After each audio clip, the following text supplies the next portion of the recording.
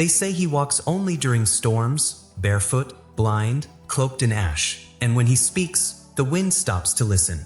No one knows his name.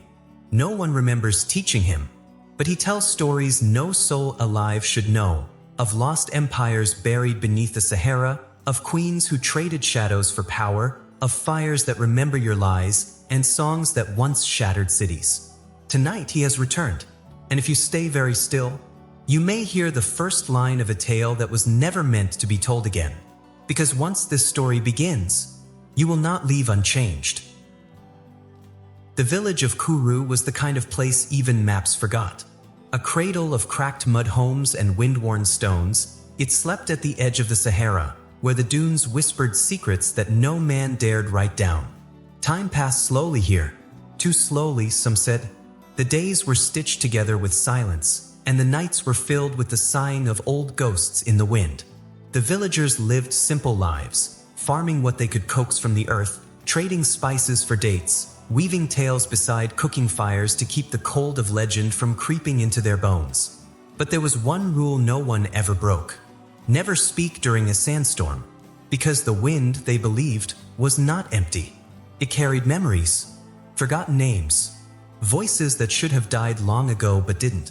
And sometimes, if you listened too closely, the wind would remember you.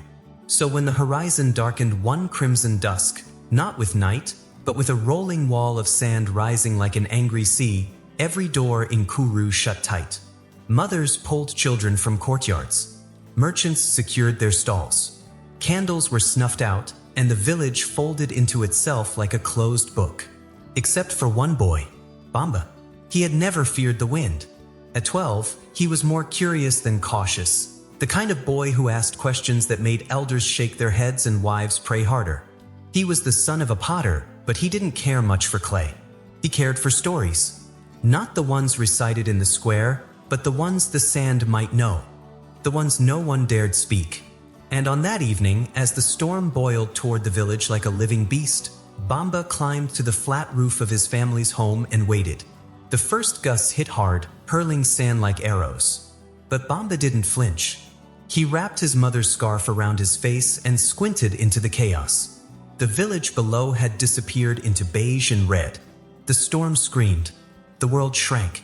And then, he saw him. A figure. Standing. In the middle of the square.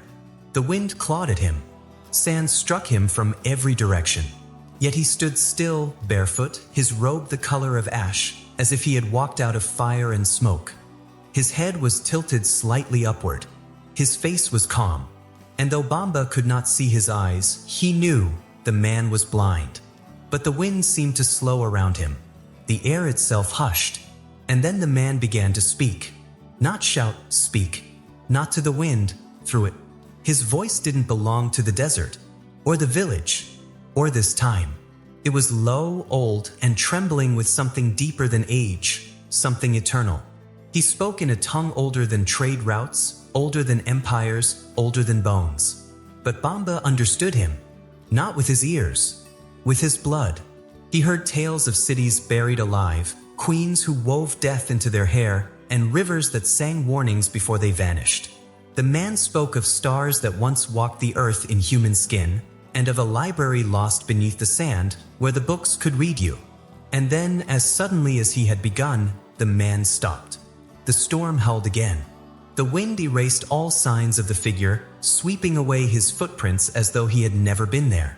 By the time Bamba ran down the stairs and into the square, there was nothing, just sand. The villagers emerged slowly, shaken by the force of the storm and by something else. They too had heard the voice. Some whispered it had seeped through cracks in their walls. Others claimed they dreamed it. A few older ones fell to their knees and wept. One elder, Tant Duna, who remembered more years than anyone had fingers, said in a trembling breath, "He's returned. The Griot who walked into the desert 1,000 years ago. The one whose tongue was cursed never to forget. He's telling stories again." Bamba stood still, heart pounding. He didn't know what a griot was. Not really, just that they were storytellers, sacred ones, keepers of memory, carriers of truth. He had never met one. and certainly not one who should have been dust for 10 centuries. That night, the village didn't sleep. Fires were lit and kept burning. Doors were locked. Children were not told bedtime stories, for fear they might dream of things they weren't meant to know. But Bamba could not rest. He turned in his mat, replayed the voice in his head, recalled the way the sand had quieted, as if listening, as if revering. He got up. The moon was a thin silver coin in the sky. The wind had stilled. Only the crackle of his father's kiln could be heard faintly from the courtyard. He stepped outside, bare feet cold against the earth, heart heavy with questions, and froze. The blind man was sitting on the steps, not standing, not wandering, just sitting, as if he had been there all along, as if he belonged to that stone more than Bamba did. His robe was torn in places. Dust clung to his arms, and though he did not look up, he spoke the moment Bamba exhaled. "You watched me." His voice was quieter now, like leaves brushing together, like pages turning in a forgotten book. "You heard what was not meant for ears." Bamba couldn't speak. His mouth was dry, his throat tighter than a drumskin. "The storm listens," the man said, tilting his head slightly, "and it told me your name." The pause. "Bamba." The boy's knees almost buckled. The man had not asked. He had known. "Who are you?" Bamba finally whispered. The man turned his face toward him. "I am what remains when truth refuses to die." He smiled faintly. "Sadly, I am memory that did not agree to be forgotten." He reached into the folds of his robe and pulled something out. A stone. Smooth, round, blackened. He placed it on the step beside him. This belonged to the last boy who listened. "What happened to him?" Bamba asked. "He learned too much." And then, the man's face turned solemn. He became silence. For a long while, neither of them moved. The moon climbed higher. A distant jackal howled. The night deepened. Then the man rose slowly. Every movement felt deliberate, ancient, as though he were lifting not just his body, but the weight of centuries. He reached out and placed a hand on Bamba's shoulder. It was warm, too warm. "The wind will return tomorrow," he said. "With it, another story. Listen well, and you may remember what you were never taught." "Why me?" Bamba asked. The man paused, then softly, "Because your voice hasn't yet learned to lie." He turned, walked to the gate, and vanished into the dark like smoke curling away from a candle. By morning, the village buzzed like a disturbed beehive. The square was full of footprints, but none matched any shoe or sandal the villagers wore. Symbols were found etched into the clay near the well, spiraling lines that pulsed faintly with heat when touched. Some said it was a trick, others a curse. A few insisted it was a blessing. Tante Duna walked with her face wrapped and her voice shaking. The Griot told the first queen her own death before it happened. He warned the first sultan before his walls fell. If he is speaking again, it means something is waking. Bamba said nothing, but he carried the stone the Griot had left him. And though he hadn't dared show anyone, that stone had begun to glow faintly in his palm, only when he dreamed. That night he sat on the steps and waited. For the wind, for the voice, for the next story. But what came instead was a whisper, not from the storm, from the ground beneath his feet. The next night, the wind returned, not in a rage, but in a whisper. It moved like a curious spirit through the village of Kuru, brushing over rooftops, teasing candle flames, stirring the bones of doors long shut. And just as before, when the villagers heard the dry rustle of sand against their walls, they sealed their windows and turned inwards. They did not light their lamps. They did not speak. Except for one. Bamba was already sitting on the doorstep, wide-eyed, the Griot's black stone in his palm. It was warmer now than it had been the night before, and when the breeze passed over it, a faint shimmer flickered across its surface, like something ancient blinking just beneath. He didn't have to wait long. From between the shadows of a nearby alley, the blind man stepped forth. His ash-colored robe dragged softly across the dirt. His feet were still bare. And again, the sand did not touch him. He stopped beside Bamba and sat, folding his limbs slowly, as though he remembered how from another life. "The sand is quieter tonight," he murmured. "It wants you to hear more." "I've been waiting," Bamba said, his voice steadier now. "You said there would be another story." The Griot turned his head toward the wind and exhaled, the way a man might before opening a door sealed for centuries. "Then listen well," he said, "for this is the tale of Kazanmu, the city swallowed by the dunes, and the library that would not stay dead. A long time ago, deeper than any merchant dares ride, beyond the teeth-shaped ridges of the Tal Shar cliffs, there was a city built not on stone, but on knowledge. Kazanmu. It was not a city of kings or armies. No temples or towers of gold. Instead, it was filled with scrolls. Stacks upon stacks of parchment, bound in camel leather and fire-inked papyrus. Entire streets were paved with slabs etched in forgotten languages. The houses were round like eyes, and every roof held a whispering flame that fed not on oil, but memory. They say no one wrote the books of Kazan. The stories wrote themselves. They appeared overnight in empty shelves, murmuring softly when read aloud, as though the parchment itself remembered being lived. The elders of Kazanmu were not priests or chiefs, but readers, those who could hear the tone of a lie in ink and follow truth through silence. But the greatest treasure of all lay beneath the city, buried in a chamber guarded by sand that never cooled. A library so ancient it pulsed, as if it had a heart, and at its center sat a scroll written in fire, a prophecy that no hand could touch and no mind could fully recall. It was called the Ember Codex, and though none could read it in full, fragments had been spoken, carried by wind, scribbled in margins, buried in songs. One fragment said, "When the tongue that never dies awakens, the words will rise from ash and Kazanmu will breathe once more." It was the city's pride and its curse, for with every cycle of the moon, the city grew heavier, not with bodies but with knowledge. Secrets too dangerous to be known. Stories too painful to remember. Truths that had torn empires apart. And then came the night the sand turned black. A wind unlike any before swept down from the desert's edge, and with it came nothingness. It didn't howl or roar.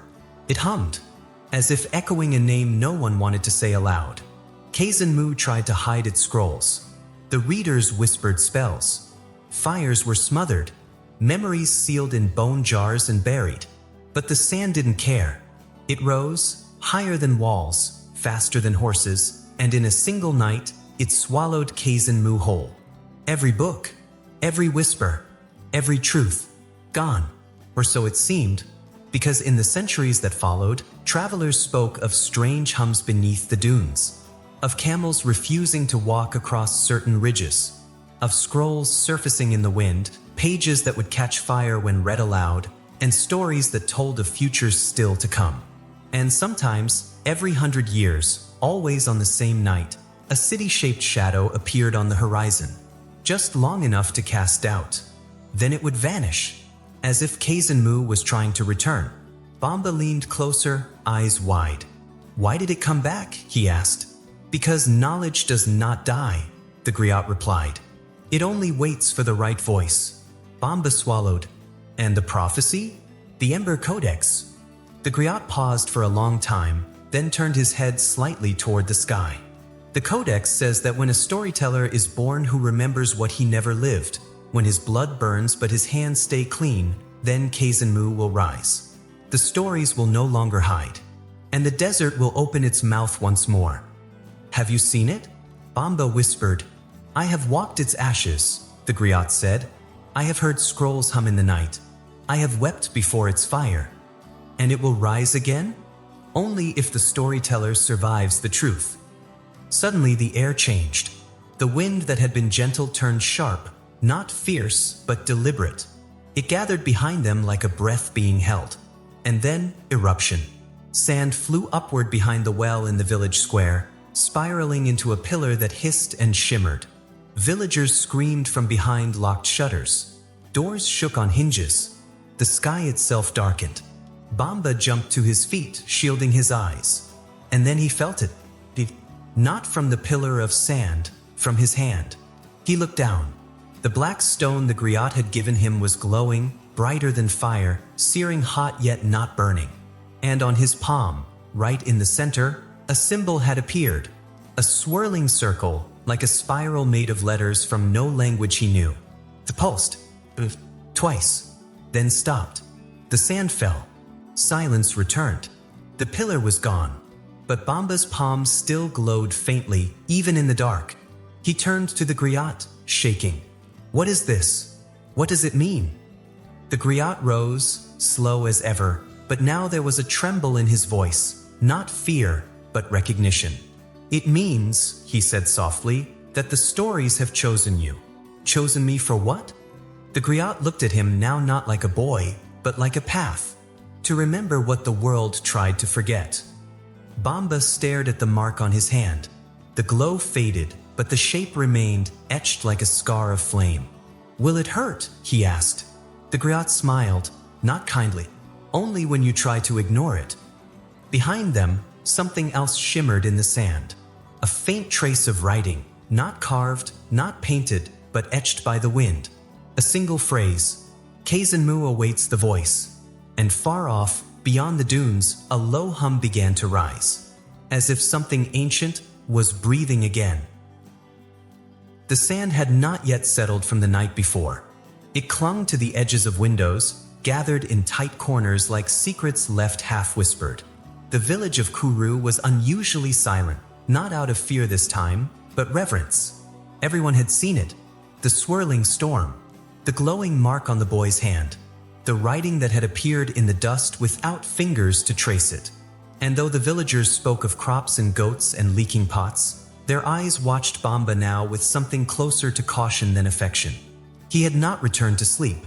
The symbol on his palm was no longer burning, but it had not faded. The shape, circular and impossibly intricate, pulsed gently beneath his skin, like a soft drumbeat that only he could hear. And tonight, as if drawn by something older than curiosity, Bamba waited again on the stone steps beneath a starlit sky. He did not wait long. The Griot came with the wind. His robe was tattered more than before, the hem dirt-streaked, the fabric clinging to him like mist. And when he sat beside Bamba this time, he moved with the weariness of someone who had walked across centuries, not miles. "The wind is heavy tonight," the Griot said. "It carries regret." Bamba glanced at him. "Another story?" The blind man gave a slow nod. "Just one of power, one of loss, one of a queen who ruled the breath of the world itself and gave everything to keep her name from fading." The Griot turned his empty eyes toward the desert, and his voice dropped into that low, ancient rhythm, a cadence that seemed to come not from his throat, but the bones beneath it. In the old kingdom of Nakma, nestled along the banks of what was once called the River of Bronze, there lived a queen whose name was whispered by rain and carved into thunder. Queen Zyra. Her skin was darker than polished obsidian. Her crown was forged from fallen stars. Her eyes, it was said, could command soldiers and silent storms. But she cast no shadow, not even at noon, when the sun burned high and cruel, and her servants fainted from heat. Not even when moonlight streamed through her palace gates and her feet touched the earth like silk on water. Where others left shadows behind, she left nothing. Not a flicker, not a blur, not a shape. It was not always so. Zyra was born with a shadow like every child, but as she grew, so did her hunger, not for wealth or land, but for time. She had seen too many rulers die, seen kingdoms crumble beneath sand and memory. She would not allow Nakma to vanish like the rest. So she sought what most would not dare name aloud. Immortality. Legends told of a wind spirit, one older than the sky, who lived between storms and spoke only to those willing to trade part of their soul. This spirit had no face, no form. It was simply movement, a current that could speak, tempt, and take. Zyra climbed the cliffs of Jarth alone, left behind her guards, wore no armor, brought no offering but her shadow, for that was what the wind spirit asked in return. A shadow is more than a shape. It is your memory, your echo, your absence when you are gone. And Zyra gave it away. The wind wrapped around her like silk soaked in heat. When she returned to the palace 3 days later, her skin was whole, her eyes brighter than ever, but the ground beneath her remained untouched. No shade, no silhouette. She was forever. Her people rejoiced at first. The queen did not age. Her body held no wounds. Crops flourished. War drums fell silent when her name was chanted. Traders traveled from the far corners of Nubia and Ethiopia to glimpse her from behind the veil of gold thread she wore over her face. But with each year that passed, something shifted. The river began to dry. Not from drought, the rain still came. But the river would vanish by morning, the water soaked into earth that grew more thirsty with each sunrise. Birds avoided her palace. Dogs would not enter her chambers. Newborns cried when her presence neared. And the people began to notice. They could not remember her face. Even when they saw her, even when she stood before them, her features refused to stay in memory. Only her name remained, etched in the mind like a brand. It was then that the droughts worsened. The land cracked. The wind no longer cooled, but burned. And in that wind, a voice. Low, endless, without lips or tongue. Whispering, "You are mine." Zaira, for all her immortality, grew tired. Not physically, but in her spirit. She began to walk the halls of her palace alone, barefoot, trailing no echo. Mirrors shattered in her presence. Scrolls blackened when she passed. Her advisors left. Her priests fled. One night, when the moon turned red, the last of her people abandoned the city of Nakma. They left offerings at the gates, salt, feathers, tiny dolls carved in wood. Not out of loyalty, but fear. The queen stood at her balcony and watched them disappear into the desert. And then, for the first time in 100 years, she wept. But her tears did not fall. They turned to wind before reaching her chin. And what became of her? Bamba asked, leaning forward, breath caught in his chest. The Griot's fingers traced a circle in the dust between them. "She remains," he said, "not in body, not in name, but in the places where no shadow should fall." Bamba blinked. "What do you mean?" The Griot's voice lowered further. "When you walk under the sun, look behind you. If you see no shadow, run. For it means Zaira is near, still searching for the part of herself she gave away." "Can she take someone else's?" "Not without permission," the Griot said. "But sometimes people agree without knowing they've agreed." At that moment, the wind rose, sharp and sudden. It cut through the square like a blade drawn too fast. Lamps flickered. A pot shattered in someone's courtyard. Bamba looked up and froze. There, against the moon, moved a silhouette. A shadow, unmistakable, clear, human. But no one stood beneath it. He turned to the Griot. The blind man had gone still. "It begins," he said. "She has heard her name again." "What do I do?" Bamba whispered, "Don't speak to it. Don't follow it.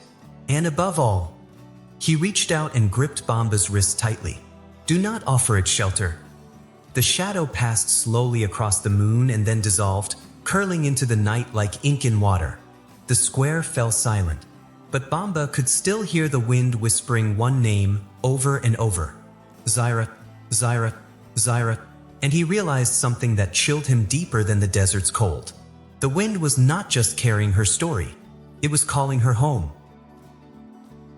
That night, Bamba did not wait on the doorstep.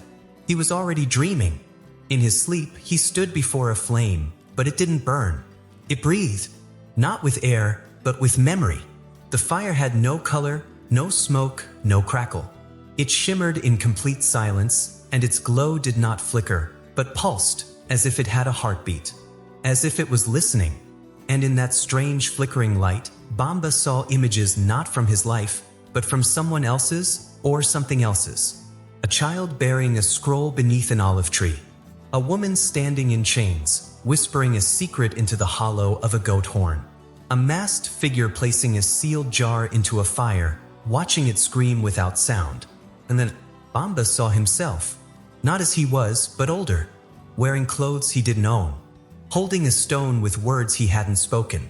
And behind him, the same fire, watching, waiting. He woke with his heart hammering, drenched in sweat. Outside, the village was asleep, but the air felt charged as if something had followed him out of the dream. He threw a shawl over his shoulders and stepped out quietly. The square was empty, and the ash circle where the Griot usually sat was cold now. But something shimmered faintly in its center. Bamba walked over slowly, heart thudding, and crouched down. There, half buried in the soot, was a smooth, blackened stone, and carved into its surface, as clear as if etched yesterday. Bamba, 14th night of the red moon. The date was not today, not yesterday. It was still to come. He stood frozen, unsure if he should touch it. But before he could decide, the wind moved behind him, and the Griot's voice followed. "You've seen it, haven't you?" Bamba turned. The blind man stood at the edge of the square, hands folded, head slightly tilted. "The fire," the Griot continued. "The one that doesn't burn. The one that remembers." "What is it?" Bamba whispered. "It is called the ancestral fire," the Griot said, "and it sees what men try to bury. It burns lies down to ash and carves truths into stone." He stepped forward and knelt beside the circle, brushing the ash gently. Long ago, before kingdoms were drawn in blood and borders, there was only memory, shared around fires, passed from tongue to ear. But men forget, or worse, they choose to forget. So the ancestors made a flame that could not. "How?" Bamba asked. The Griot's face was still. His blind eyes stared beyond the world. They did not feed it wood or oil. They fed it secrets, regrets, forbidden names. Every time a crime was buried or a promise broken and denied, the wind would carry the truth to the fire. And it would remember. Bamba's throat was dry. "Does it remember everything?" The Griot shook his head slowly. "Only what was meant to be forgotten. The heavier the lie, the brighter the flame." Bamba crouched beside the stone and touched the engraving. The symbol on his palm pulsed once. "This date, is it when I die?" The Griot didn't answer. Instead, he reached into the folds of his robe and pulled out a sliver of charred parchment. It looked ancient, almost crumbling, but the ink was fresh, as if written yesterday. He handed it to Bamba. There were words, a single line. "He will stand at the fire, and the fire will know him." "It remembered you long before you were born," the Griot said. "The fire has burned your name into its breath." "Why?" Bamba asked. "Why me?" "Because you are becoming a vessel," the Griot said. "A place for stories that have no home. And the fire, it trusts no one easily." Bamba stared at the stone, feeling a strange weight settle in his chest, the kind that made you feel older than your years, like your bones had heard something your mind hadn't caught up to yet. "Has the fire ever forgotten?" he asked quietly. The Griot turned his head sharply, as if insulted. "It cannot. That is its curse. And its blessing. Even gods must weep before it. Even kings must lower their eyes." "Where is it?" Bamba asked. "Can I find it?" "You don't find it," the Griot said. "You are brought to it when it decides you're ready." "And if I'm not?" The blind man's face darkened. "Then it burns everything you are, until nothing false remains." Bamba was silent for a while. The stone was still warm. The date etched into it glowed faintly now, almost like embers. "Will it show me the truth?" he asked. "No," the Griot said. "It will strip you of everything but the truth. There is a difference." "Will it hurt?" The Griot gave a slow nod. "Yes, but only once." There was a silence then, long and deep, as if the night itself paused to listen. Then the Griot rose. "Come back tomorrow," he said. "There is more to tell. But tonight, let your soul rest. It has seen things it has no words for yet." He turned to go, but before vanishing into the dark, he added, "Bamba, if you hear voices in the wind tonight, do not answer them. They are not yours to speak with yet." And then he was gone. Bamba stood alone in the ash circle, the carved stone in his palm, the red moon slowly climbing into the sky like a bleeding eye. Behind him, the wind shifted, and though no one was there, he could feel something watching. Not a person, not an animal. The fire, still in his dreams, still waiting, still remembering. The winds in Kuru changed again. It was the kind of shift you didn't feel with your skin, but with your memory. As if the world around you suddenly remembered something it was trying hard to forget. The morning after Bamba found the stone with his name carved into it, the village square felt heavier. The old date tree dropped no fruit. Chickens refused to wander beyond their pens. The smoke from cooking fires twisted in strange patterns, like unseen hands were shaping them midair. But no one spoke of it. They spoke instead of dented pots and missing water jars, of too dry air and sore feet. But in every word, you could hear what they weren't saying. The boy, the stories, the griot, always the wind. Bamba sat alone by the same ash circle, watching the sun melt slowly into the sand, waiting for the blind man. He did not have to wait long. The griot appeared like breath in frost, silent, smooth, as if the air had simply formed into a man for a time. Tonight, his robes dragged behind him, stitched with new tears. A fine line of dried blood traced one side of his jaw, though he showed no sign of pain. He did not speak right away. Instead, he listened to something only he could hear. Finally, he said, "The wind has brought back an old sound. One the earth hoped was lost." Bamba leaned closer. "What kind of sound?" The griot knelt beside the ash and placed one palm flat against the ground. "A song." "Another story?" Bamba asked. The griot nodded, almost reluctantly. "Yes, but this one was never meant to be told aloud." He closed his eyes, and for a moment all was still. Then, barely above a whisper, he hummed. It was not music, not in any way Bamba recognized.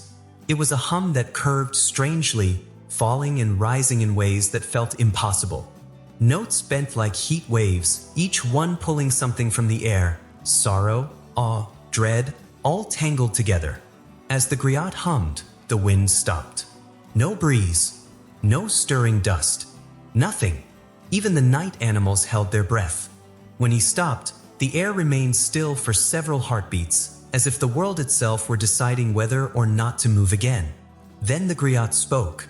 "This is the song of Talmarith, the melody that sank cities and bled empires into sand. Long ago, before the dunes had names, before traders mapped the veins of the Sahara, there existed a city carved entirely from stone, Sahara, the singing city. It was not ruled by kings or prophets, but by a bard. His name was Talmarith, and his voice was the greatest power ever known. With a whisper, he could make crops grow. With a hum, he could crack rock. With a song, he could make rulers kneel. People say his voice was given by the stars themselves. Some claimed he was born during an eclipse, beneath a tree that bled sap instead of fruit. Others whispered he was not born at all, but pulled from the throat of the wind. What mattered was this: Talmarith sang, and the world obeyed. His songs were not written. They came from the deep silence before speech. And each one could only be sung once. For once sung, the song remembered what it had done. And it would not forgive. At first, he used his gift to heal, to calm the wounded, to guide desert travelers. But then, the kings of distant lands heard of him. They came with gifts and gold and veils of silver. They asked him to sing to their crops, to their lovers, to their armies. And Talmarith, like many before him, was flattered by the echo of his own name. He sang. He sang to build walls that could not fall. He sang to create rivers where none flowed. He sang to make soldiers stronger, faster, more ruthless. And in time, the kings grew greedy. They demanded more. So Talmarith gave them a song that conquered. A melody that once released would unravel the thoughts of enemy minds, twist their memories, melt their resolve. The kings unleashed it in battle. It worked. But the melody did not stop. It spread. Through soldiers into servants. Through servants into their children. And from the mouths of dying men, the melody continued. Until it reached Ankara, the city that birthed it. And it sank. Not beneath water. Not by sword. It sank beneath its own sorrow. The stones cracked as if mourning. The towers fell like tired men. The very earth opened, and the city was swallowed. No survivors. No songs. Only one voice remained, Talmarith's. He walked the desert, bleeding from his mouth, his gift now a curse. His tongue blackened by melodies too powerful for flesh to bear. And as he wandered, the wind recorded his final hum, burying it in dunes and deep places. Waiting. Bamba was still. His hands trembled slightly. Why would the wind bring it back now? The Griot's expression shifted, not fear, but something heavier, because something has begun to wake, and it remembers the song.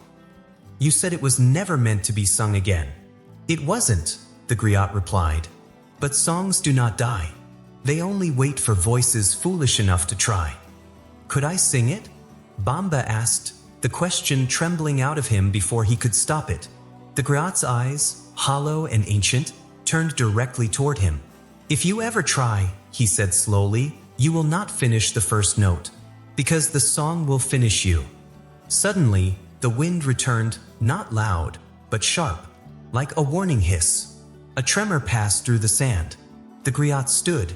You must return home, he said. Tonight will not end gently. Why? Bamba asked. The Griot said nothing. He turned, and as he walked into the dark, his humming, the same twisted melody, returned. Softer now, slower, and just before he vanished, he stopped. Then changed the ending of the song. A single note. The wind recoiled and fled. That night, Bamba couldn't sleep. Not from fear, from knowing. The world felt nearer now. The stars closer, like they were watching his roof, not the sky. The walls of his home creaked as if whispering to one another. The floor felt heavier beneath his feet.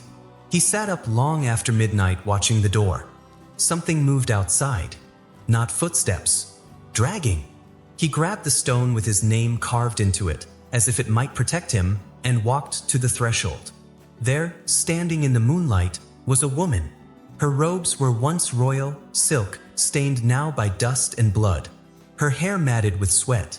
Her wrists bruised by unseen shackles. And her lips, bleeding. She looked at him, not with eyes but with centuries, as if she had walked across empires to find him. She opened her mouth and a sound came out. Half a whisper, half a hum. The melody, but twisted, broken. She stepped forward and spoke. He's singing again.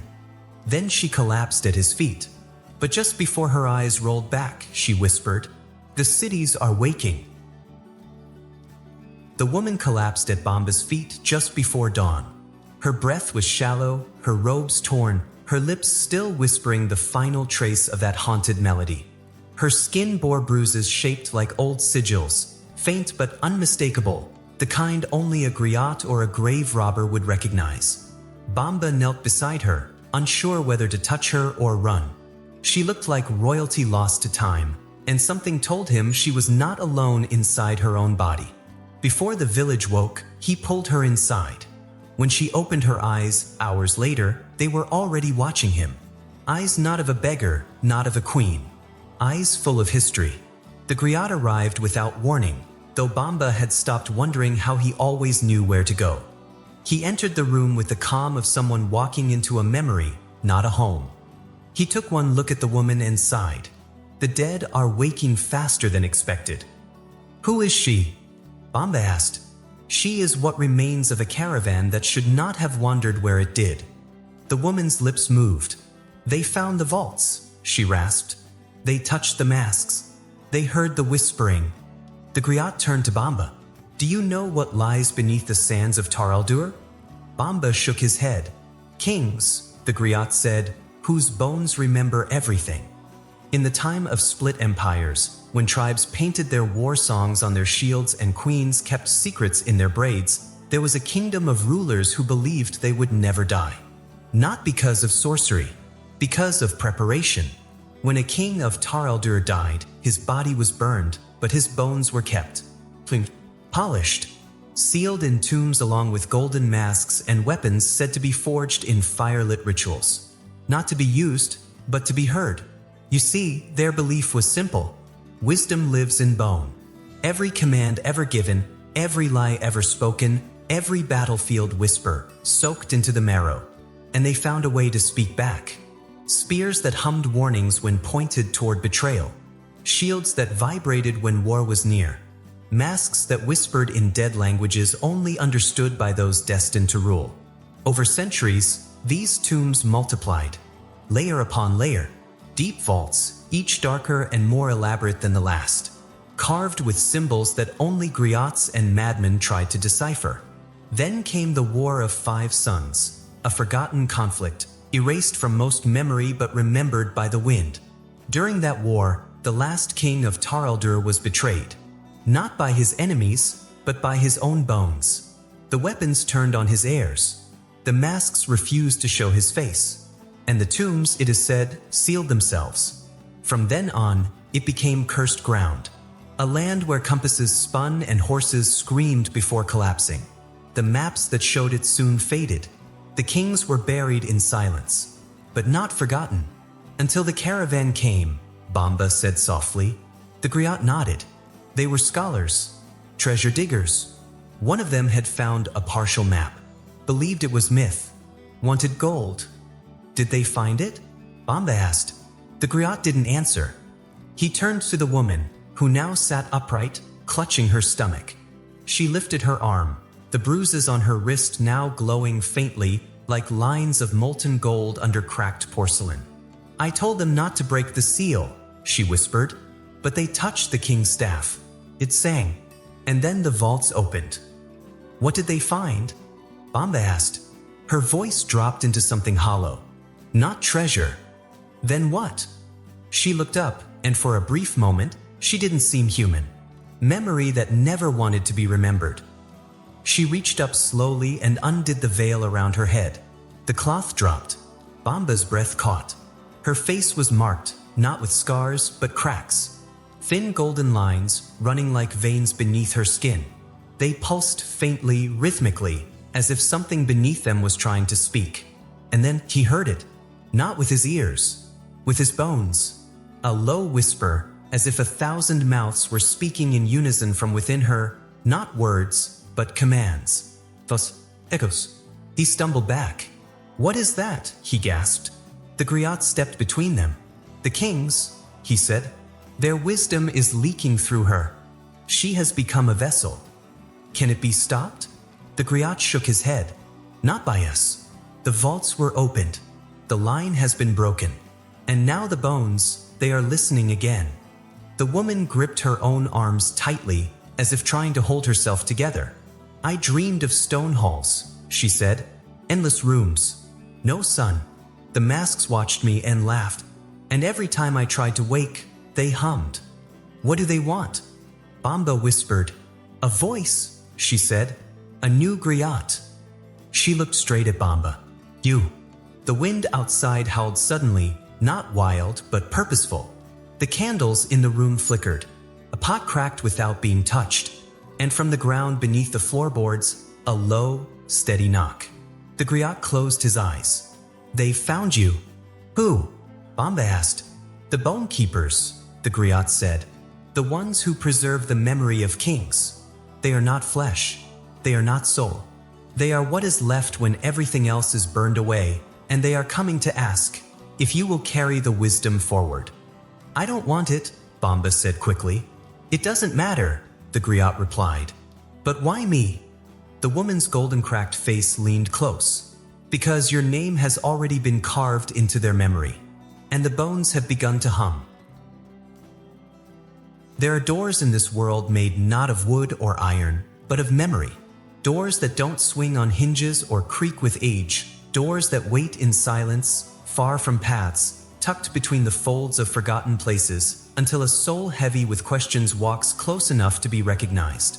In the deep gorges of Mali, where the rocks glow red at dusk and wind moves like an old storyteller changing tone, there is such a door. It has no lock. It needs no key.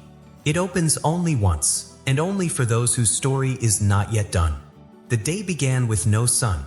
It hid behind the clouds as if it too was unsure what would happen, and the air carried that strange pressure that comes before either a storm or something worse.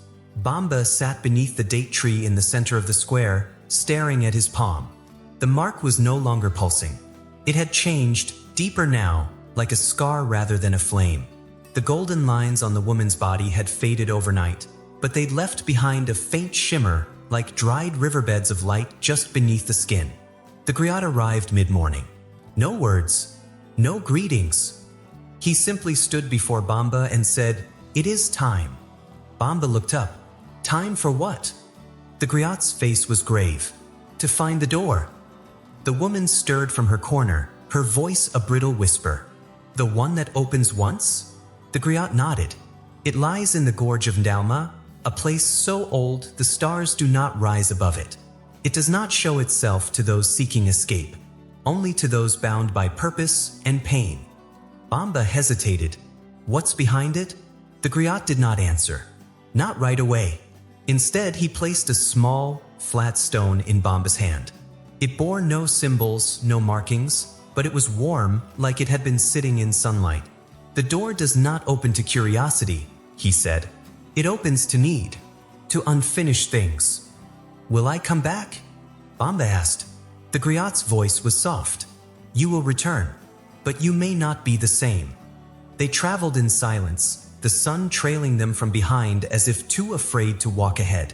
The gorge appeared like a wound in the land, jagged, narrow, steep-walled, the kind of place that made sound echo strangely. No birds flew overhead. No grass grew between the cracks. Only the wind dared speak here. As they descended into the red dust of Ndalma, the Griot's voice broke the silence. Once, a boy stood where you do now. He had heard too much, known too much, and the door opened for him. What happened? Bamba asked. He returned without his voice, the Griot said, but he carried answers in his silence. They reached the riverbed by dusk. There was no river now, only stone smooth as bone, as if water had once kissed it so often it became glass. The Griot motioned for Bamba to sit. At midnight, if the door chooses you, it will show itself. And if it doesn't? The Griot's eyes stared through him. Then you must carry your questions until the end of your days. They built no fire. They didn't need one. The gorge itself seemed to pulse with heat, as if the rocks remembered something they didn't want to forget. Bamba sat in stillness, heart pounding, the stone in his hand warming slowly. And then, the winds fell silent. The stars vanished, one by one, as if pulled behind a curtain. And from the center of the dry riverbed, something began to glow. It rose slowly, not out of the earth, but into view. A door. Tall, impossibly tall. Not built, formed, as if the rock had simply decided to become a threshold. Its surface shimmered like water trapped in stone. Symbols ran across it, ancient, shifting, never the same twice. It had no handle, no hinges, just presence. The Griot stood behind Bamba. Step forward, but speak no words, not even your name. Bamba nodded and walked, the stone in his palm now almost hot enough to burn. He stopped inches from the door. For a moment, nothing. Then, as if in response to a question only the door had asked, the stone in Bamba's hand cracked. A thin line split it, and light poured from within. A light not bright, but deep, heavy, like the weight of years made visible. The symbols on the door glowed. The gorge trembled, and the door opened. Not outward, not inward. It simply parted, like mist before a traveler. From within came no wind, no smell, only silence. And then, a voice. Familiar. Too familiar. Bamba. His heart stopped. It was her voice. So gentle. Cracked slightly, the way it used to sound when she sang to him while grinding grain. His mother. But she had been gone for 2 years. Laid beneath the sands beyond the old fig tree. He had buried her himself. Mama, he whispered before remembering he must not speak. The Griot's warning rang in his mind. Still, he took a step forward. The voice came again. Come in, my son. You left before I could tell you everything. His knees trembled. The door pulsed. Behind it, shadows danced, not threatening but knowing. And the pull was stronger than fear. Stronger than reason. It was the pull of unfinished things. He looked back once. The Griot stood at the edge of the riverbed, unmoving. No signal. No words. Only waiting. And then Bamba stepped through the door. When Bamba stepped through the door, he expected darkness.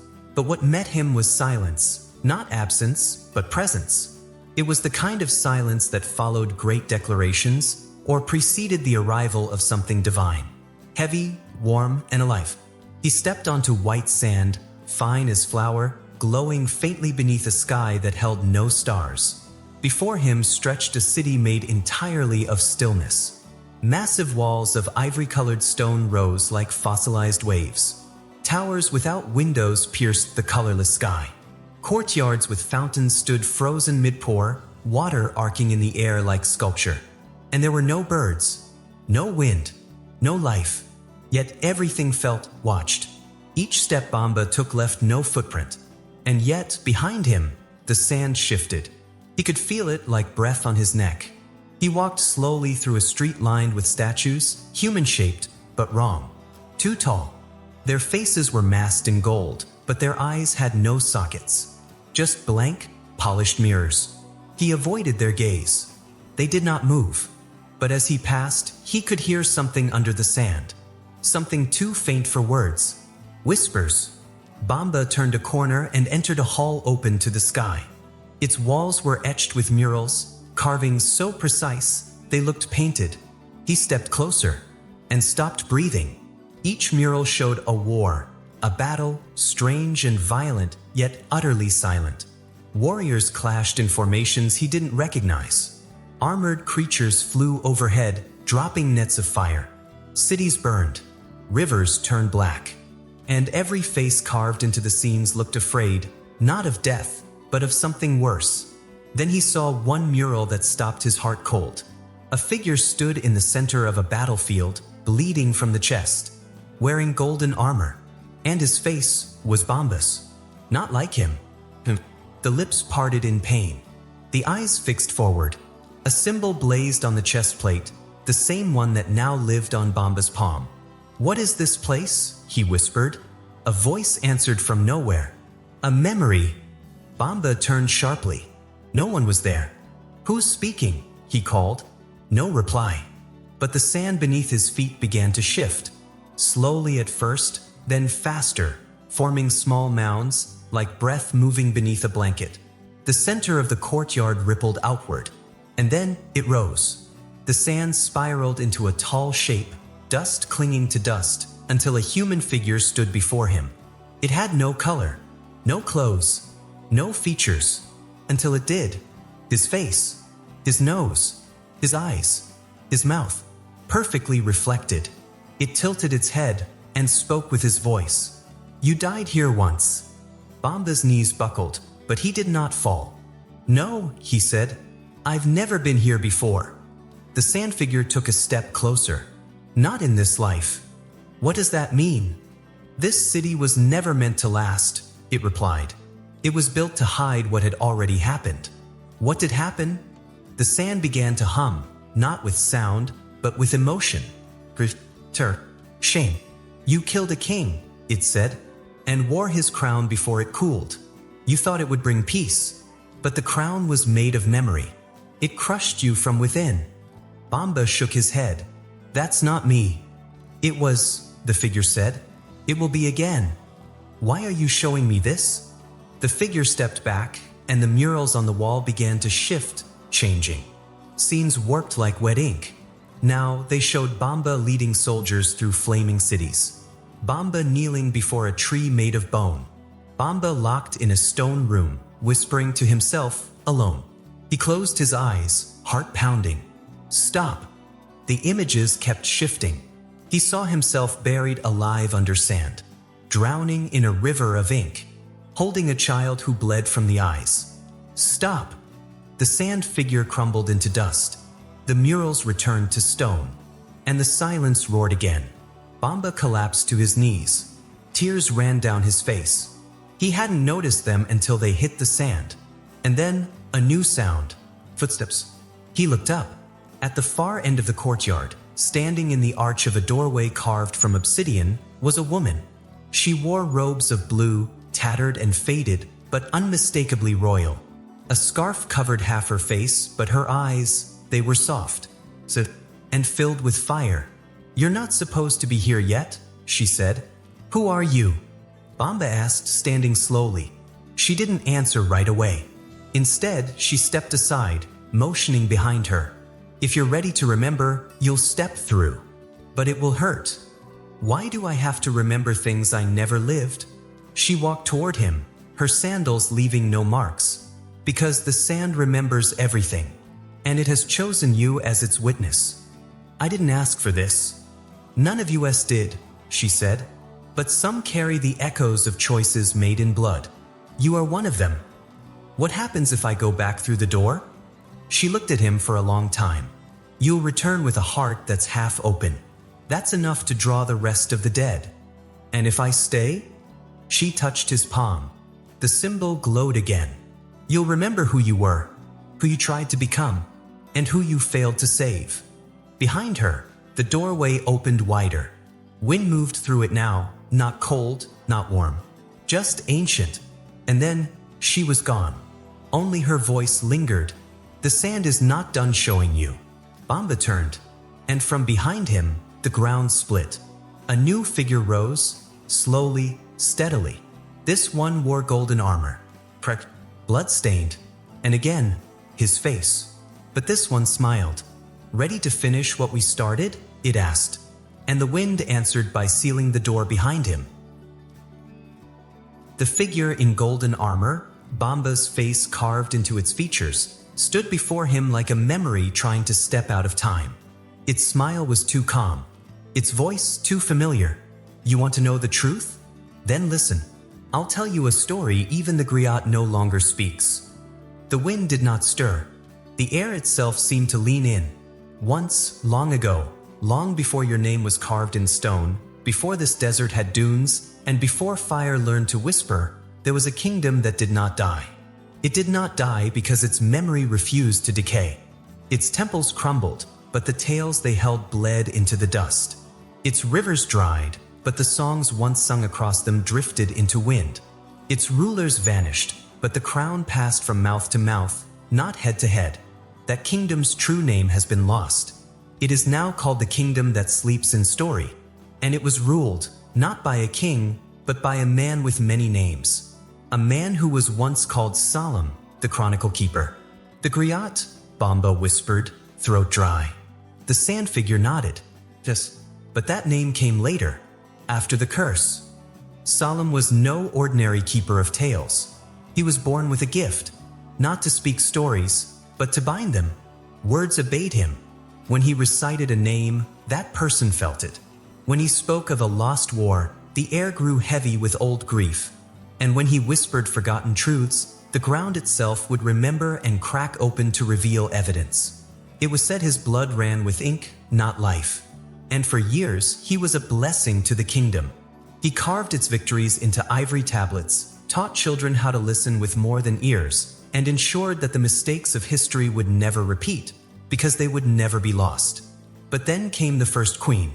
No one remembered her name now, only her voice and the curse she carried. She was not born of man or woman, but of shadow and sand. She rose when silence became unbearable, and she feared only one thing: memory. Where Solemn sought to preserve, she sought to forget, to wipe the slate clean, to erase what had been so she could build a reign with no consequences. They met once, in a desert of silence, and she gave him a choice. Swear silence, she said, or repeat forever. Solemn refused silence, so she cursed him, to walk blind and broken until time itself ends, and to repeat every story ever buried, every secret ever hidden, until even the stars forget their names. The sand figure's voice dropped lower.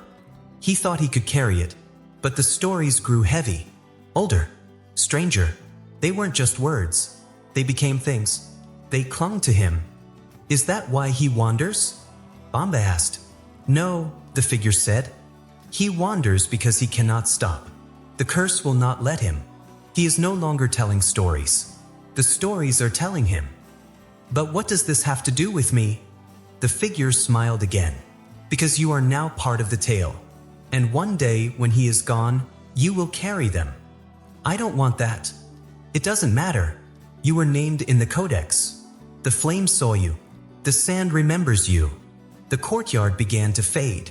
The murals peeled back into blank walls. The light shifted. And the door, the one he had passed through, stood open again. Go, said the sand figure. You're ready now. Ready for what? to ask him his name. Bamba stepped through the door, and the gorge welcomed him like a wound reopening. The night had not changed. The stars remained hidden, but the Griot was waiting, not in the square, not on the steps, but atop the same stone ridge where Bamba had first seen him, arms folded, head tilted, wrapped in silence. Bamba approached slowly. "You lied to me," he said. The Griot did not turn. "No," he replied. "I told you stories. You told me pieces." The Griot nodded. "Because truth too quickly will drown a boy." "Then drown me now," Bamba said, "because I saw him." At that, the Griot finally turned.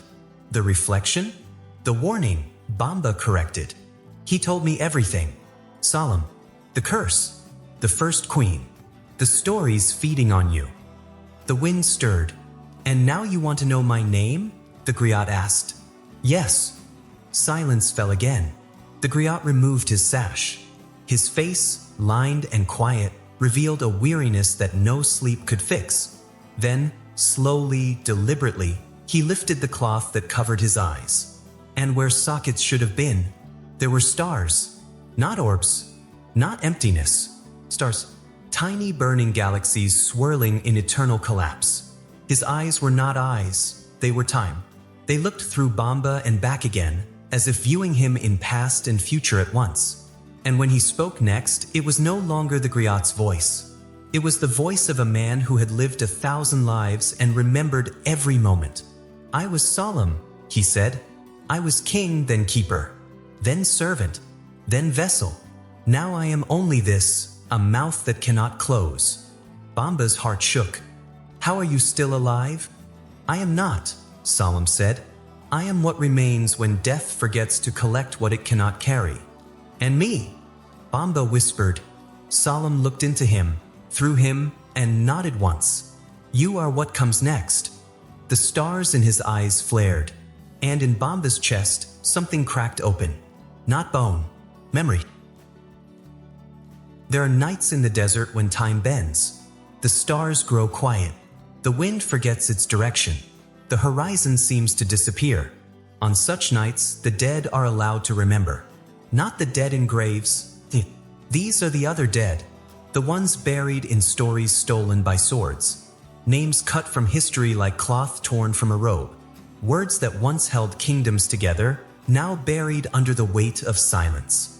But once every 100 years, under a moon so full it hangs like a shield, the festival of the lost tongue begins. And the dead speak again. They began walking before dawn, while the stars were still out and Bamba's chest still ached from the weight of Solemn's gaze. The stars in the Griot's sockets had dimmed, but they had not disappeared. He walked now not as a man, but as a shadow of one. Not leading, merely following some sound or scent the wind carried that no one else could hear. Bamba followed in silence. He didn't ask where they were going. He didn't need to. The stories were moving now. He could feel them, crawling up from the soil, pulling at his bones like roots. Hours passed. The sun rose but never warmed. They passed through gullies, past cracked monoliths with carvings that looked older than stars. Finally, as the sun began to fall again, they reached a plateau carved from salt rock, white and brittle. And there it was. The amphitheater. It had no entrance, no stairs. It simply was. As though the earth had swallowed an entire civilization and left its mouth open in regret. Dozens of tears curved around a pit, once full of music, no doubt or blood, or both. The walls bore no symbols. Not anymore. Only the faint scorches of fire and time. Bamba stepped into the bowl. It felt as though he'd walked into a breath being held for centuries. "Sit," the Griot said softly. Bamba did, and waited. The sun kissed the edge of the western hills, and the amphitheater breathed. It began with the air, thicker, slower, as if the world was shifting into another rhythm. Then the sand shifted. Then the light dimmed, not with dusk, but with presence.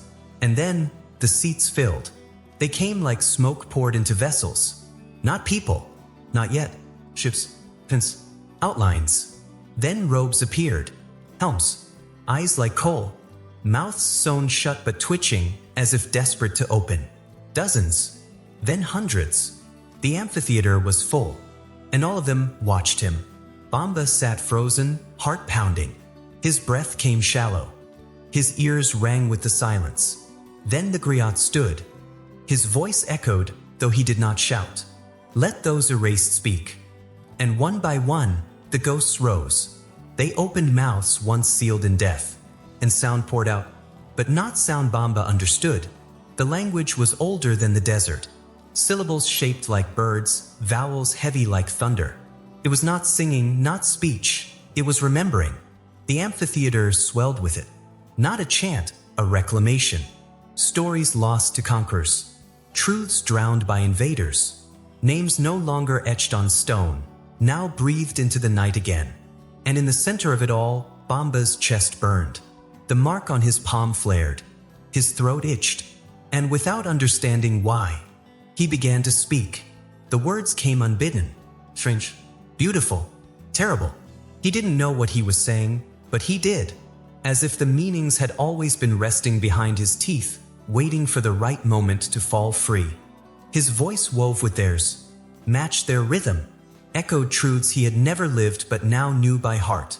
He spoke of a queen whose name was never carved, only sung. Of a battle fought on bridges made of breath. Of a prince who turned his bones to ink so the sky might read his pain. His body trembled, but his voice did not falter. The ghosts fell silent, and one by one, they knelt. Every figure in every seat bowed. Not in fear, not in sorrow, in recognition. A whisper ran through them, in a tongue he had not known before, but now understood as clearly as his own name. The next Griot, the bearer of the burden, the voice that cannot be silenced. Then, as if on cue, they vanished. Not like smoke, like light leaving a room. Bamba stood alone in the amphitheater again. The wind had returned, and beside him, only the griot remained. Bamba turned. What happened to them? They returned to where they wait, the griot said. But now, they are at peace. Because of me? Because you listened. A long silence followed. The stars were out again, bright, unbothered. Bamba turned to solemn, ready to speak, but froze. The griot's robe was falling, thread by thread. His skin flaked to dust. His breath slowed, and then he smiled. You remembered me. Wait, Bamba said, stepping forward. You're fading. No, said the griot. I'm done. And in a breath, he vanished. No dust, no bones, only a soft gust of wind, and the whisper of a name never spoken. The stars returned that night, but they didn't look the same. They flickered strangely, like the eyes of things not used to being watched. And when they moved, because yes, some of them moved, they did so like they were adjusting their positions. Not to shine, but to listen. Bamba stood alone in the amphitheater, the wind brushing the back of his neck like the cold breath of something waking behind him. The griot was gone. The spirits of the festival had returned to the cracks between time. And the silence left behind was not peace. It was expectation. The wind wasn't empty anymore. It vibrated. It spoke in pulses, tiny rhythmic beats like a drum buried deep under the desert, pounding once for every word Bamba had just uttered. And in the sky, something blinked. Not a star, not a bird, something watching back. Bamba descended from the amphitheater slowly, his legs heavier with every step. Not from fatigue, from the weight of memory. Every stone felt like a name he now carried. Every breath was thick with stories. The air had changed, and the ground with it. The sand was no longer yellow. It shimmered blue under the moonlight, faint, like heat, like blood under skin. It hissed slightly when disturbed, as though speaking in a forgotten tongue. The winds grew stronger, but they didn't howl. They rebelled. They tore upward in sharp spirals, dancing violently across the dunes. And every gust seemed angry, not wild, but purposeful, furious, as if trying to reject something, to refuse what had just happened. And still, Bamba's body hummed. Words kept forming in his mouth uninvited. Not in any tongue he knew, but in a rhythm that felt right. Each syllable that slipped from him was like unlocking another chain deep beneath the soil. Ntel Akvara, Zunale Morna. His voice echoed, not just through air, but into it. And far above, the stars twitched. The sky cracked. It didn't thunder. It tore. A jagged seam split the heavens, slicing from horizon to horizon. And from that wound came a light not made for mortal eyes. It wasn't white, or gold, or anything describable. It pulsed with the same rhythm as Bamba's words, an ancient beat, low and terrible and perfect. And from that light, something began to descend. The wind spirit screamed. They didn't have mouths, but the air screamed for them. Sand exploded upward. Dunes shattered. The blue fire beneath the ground ignited, curling through the desert in spirals of ghostly flame. And beneath the surface, something moved. Not just once. Not just one. Many. Beasts forgotten by language. Creatures carved into the walls of caves no one dared enter. Limbs like pillars. Scales that reflected lost futures. Bones that sang when touched by air. They had been buried when the first empire fell. Buried to keep their names from rising again. But Bamba's words had reached them, and they remembered. He fell to his knees, trembling, the symbols on his palm glowing brighter than ever before. They weren't burning now, they were bleeding. Trails of golden light ran down his fingers, dripping onto the blue sand, where they sizzled like oil. The sky's wound widened. The stars trembled. And then he felt a pull. From behind. Turned. And there, rising slowly from the broken ground, stood a shard of obsidian, tall as a man, gleaming like water frozen mid-scream. It hadn't been there moments ago. The sand had birthed it. Bamba stood, drawn to it. He stepped forward. The shard did not reflect the stars. Only him. But not as he was. As he would be. He saw a man, hunched, cloaked in ash, blindfolded with a familiar sash. Himself. Older. Eyes hidden. His mouth moved slowly, deliberately, reciting a story to no one, beneath a sky streaked with strange moons. He was sitting in the middle of a storm, but the sand didn't touch him. The storm circled around him like it was listening. And he was telling stories. Bamba touched the glass. His older self paused, as if he, too, had seen the boy through the glass, across time. Then slowly, the old Griot, the future Bamba, reached up and removed his blindfold. The stars. The vision shattered. The shard exploded into dust. The wind dropped flat, as if everything had exhaled at once. The blue sand cooled. The beasts beneath settled. But the sky's wound remained, waiting. And Bamba stood, shaking, alone under its light. The wind whispered one last time. One part remains. And in the distance, on the horizon, a tower rose, not one he'd seen before, but one he dreamed. There are some stories that were never written down, not because they weren't worthy, but because they were too heavy, too vast, too painful. They had to be carried instead, not in ink, but in blood and breath and silence. Passed not through parchment, but through people. This is one of those stories. And though it ends here, it also doesn't. Because some stories, once spoken, refused to die. The tower was waiting. It rose like a thorn on the horizon, tall and narrow, carved from black stone and etched with symbols that glowed faintly even in daylight. It was older than time, older than sand. Its top pierced the sky like a needle sewing heaven and earth together. Bamba walked toward it alone. He no longer needed to ask why. He knew.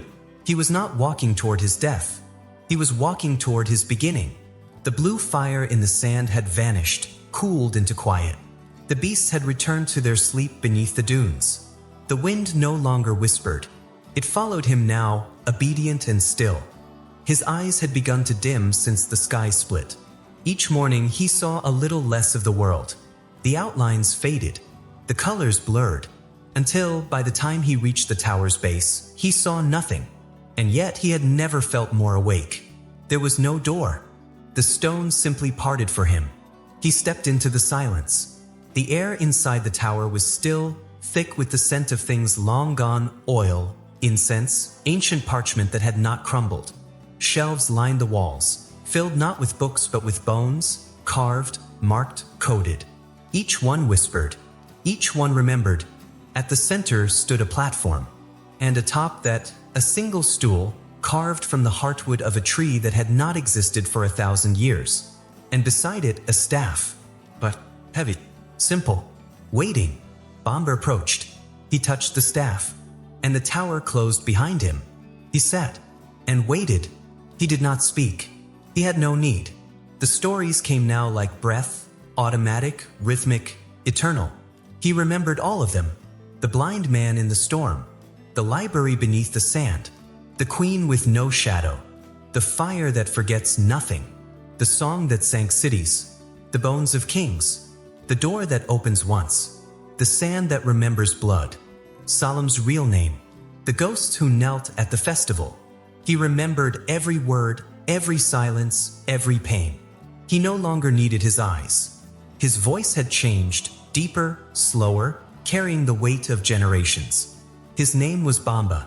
It would not be for long, because names fade, but the stories do not. It is said he sat in that tower for many years. No one knows how long, because time bends around storytellers.